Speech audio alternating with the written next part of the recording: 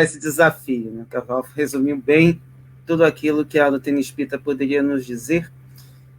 E essa passagem, a gente tem que lembrar que Lamennais foi uma espécie de revolucionário na época em que ele esteve encarnado e desencarnou ali pelos idos de 1854, pouco antes do início da codificação, né, já que Kardec publicou o Livro dos Espíritos em 1857. E ele traz uma menção muito importante, muito interessante, numa pergunta que tem diversos espíritos. Talvez seja a única pergunta no escopo da segunda edição de Livro dos Espíritos em que você tenha mais de uma resposta composta de vários espíritos. E tudo porque a pergunta, basicamente, tem uma proposta de falar sobre esse tema um pouco mais delicado, que são as penas e gozos futuros. Todos nós estamos aqui vivendo um presente conturbado, e aí vamos tentando levar esses temas da melhor maneira que pudermos, coisa que não é tão simples, até porque nós temos muita dificuldade de entender a nossa vida e a doutrina espírita, né? Todos nós procuramos de alguma forma, alguma religião para entendermos essa situação, mas a doutrina espírita tem sido um dos pontos muito importantes para que consigamos entender o fato de nós estarmos aqui. E aí a pergunta é assim as penas impostas jamais o são por toda a eternidade? Lembrando que esse trecho é um trecho que tem muita coisa envolvida, e é justamente nesse ponto em que Lamennais traz essa visão. Primeiro, pobres ovelhas desgarradas. E nós trazemos a ovelha como ovelha, não como bode, como aquela outra passagem. É importante entender que Lamennais pinça de outras passagens. Pobres ovelhas desgarradas. E por que somos desgarradas? Porque todos nós temos um caminho, que é a lei do progresso. Todos nós temos uma trajetória evolutiva. Mas, na maioria de nós, acabou desviando um pouquinho. Temos um pequeno desvio. Às vezes esse desvio é complicado, porque nós temos uma trajetória e precisamos retornar a essa lei.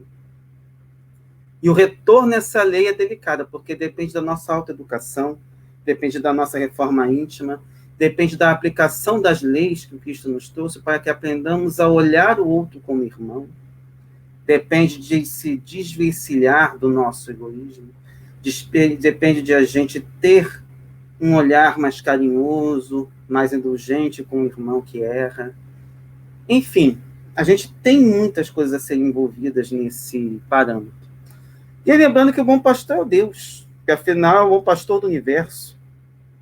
Todo o universo, como diria o Leon Denis, os multiversos ou os universos, todos são coordenados por uma força maior, que lá na primeira pergunta de Livro dos Espíritos está lá, inteligência suprema, causa primária de todas as coisas, ou causa primeira, dependendo da tradução, mas que tem por finalidade dizer que ali tem um Criador e alguém inteligente que inteligentemente rege todo o universo.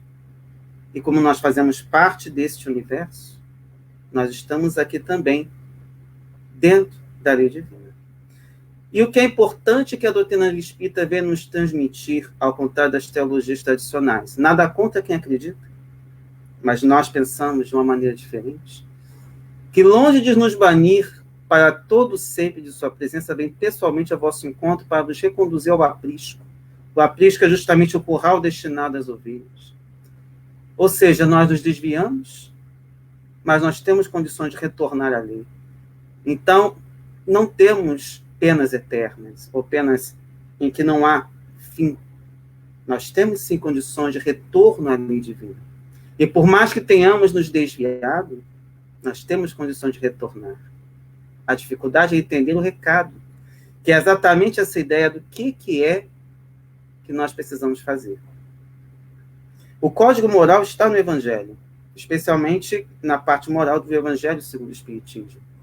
Então, nesse ponto, é importante que tenhamos esse cuidado e olhemos para nós mesmos e verifiquemos aquilo que precisamos rever dentro de nós.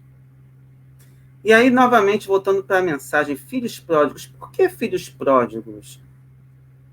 Porque nós desperdiçamos, muitas vezes, algumas oportunidades. Quantas vezes nós deixamos de lado o momento para consolar aquele irmão, e deixamos, de repente, aquela pessoa que vinha ao nosso encontro pedindo ajuda e, de repente, desligamos o telefone.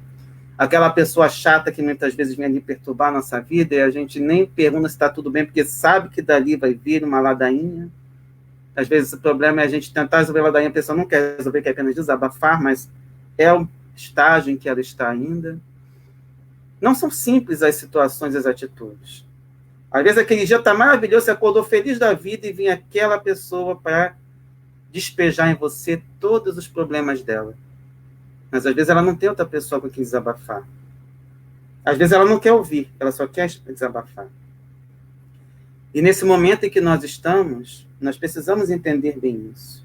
Quais são as mensagens que os irmãos superiores vão nos colocando exatamente para que apliquemos a caridade no nosso cotidiano? Que, afinal, a convivência, especialmente mesmo com aqueles com quem amamos, não é fácil. Mas é a situação em que nós estamos e é o melhor que nós podemos ter neste momento. Lembremos sempre, podíamos estar pior. Existe a lei de Murphy, que muita gente fala, mas a lei de Murphy é a lei da probabilidade, está aí. Pode piorar? Pode. Existe fundo do poço? Não sei. Mas podemos também transformar o mundo muito melhor. Precisamos nos harmonizar, estudando as leis divinas, estudando todo esse processo, nós vamos conseguir transformar esse mundo. Mas depende também de cada um de nós entender exatamente o nosso passo. E para a gente encerrar, porque afinal acho que já até consumiu os 5 minutos que a Cleide me deu, a gente tem o seguinte: o Pai estende os braços e está pronto a festejar o vosso regresso ao seio da família. E que é esse regresso? É o nosso retorno à lei divina. Já que na Terra podemos viver uma vida mais harmoniosa e mais dentro daquilo que Deus nos colocou, especialmente por meio das palavras de Jesus. Mas é claro que tudo depende do nosso esforço, da nossa vontade.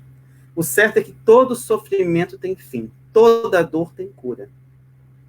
E nós, como reencarnacionistas que somos, sabemos que se precisarmos reencarnar 200.000 vezes, vamos reencarnar 200.000 vezes. É parte da lei divina.